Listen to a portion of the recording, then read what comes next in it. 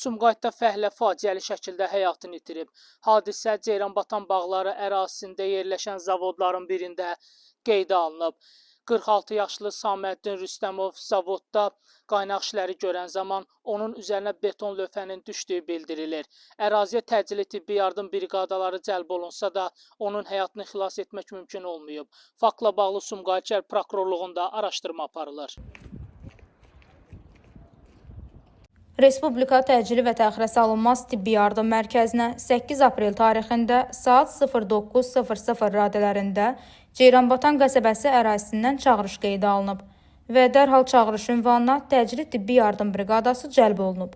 Təcili Tibbi Yardım Briqadası tərəfindən müxtəlif dərəcəli bədən xəsarətləri alan və aqanal vəziyyətdə olan 1979-cu il təvəllüdlü kişi cinsli şəxsə tibbi xidmət göstərilməsinə baxmayaraq ölüm faktı qeydə alınıb.